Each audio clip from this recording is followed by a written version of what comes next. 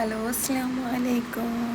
വളരെ ഹെൽത്തിയായി നമ്മുടെ വീട്ടിൽ നെയ്യ് എങ്ങനെ ഉണ്ടാക്കാം എന്നുള്ള വീഡിയോ ആണ് ഞാൻ നിങ്ങളുടെ മുന്നിൽ ഇന്ന് കാണിക്കാൻ പോകുന്നത്.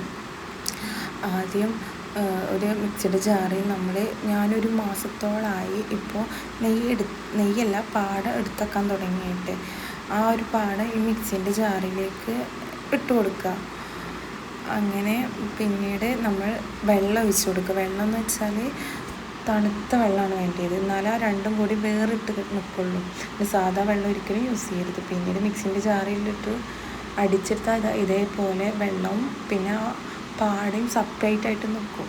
നമ്മൾ നല്ലവണ്ണം അത് അരിച്ചെടുക്കുക.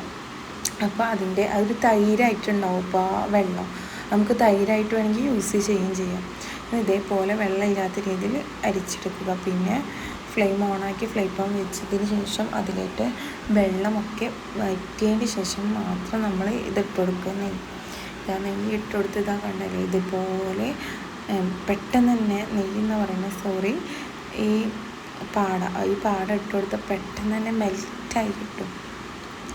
അങ്ങനെ ഇത് ഇട്ട് കൊടുത്ത് മെൽറ്റാവണ വരെ മെൽറ്റായി അതിൻ്റെ ഒരു പാട പോലെ ഇതേപോലെ നിൽക്കും.